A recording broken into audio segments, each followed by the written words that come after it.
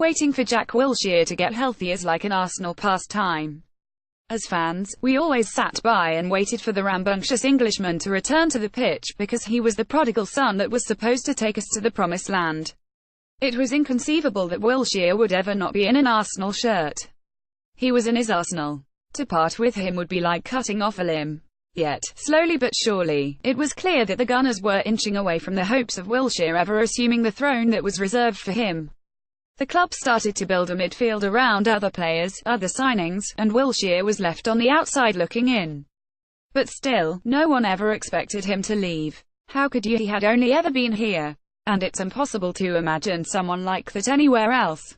That said, things are now getting a bit testy. And in more ways than one. More from pain in the Arsenal. It became clear in January that emotional connections to the club weren't worth what they used to be. Olivier Giroud and Theo Walcott gone in one window. That's still insane to even think about, yet there they were, both in different blue shirts. Wilshere isn't untouchable. What he wants and what the club wants are two vastly different things, and the lack of reported progress, even speculative progress, has to be a concern for anyone desperate to keep these two entities together.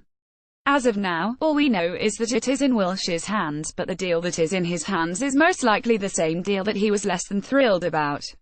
All signs pointed to him wanting a better deal. But maybe the worst part is that, given the stage to prove what he deserves, Wilshere has been unable to do so.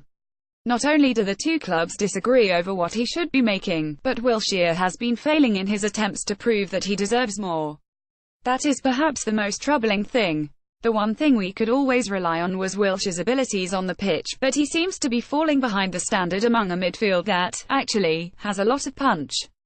Surely the contract situation is weighing on his mind, but at some point you have to buckle down and try to force yourself into the position you want to be in.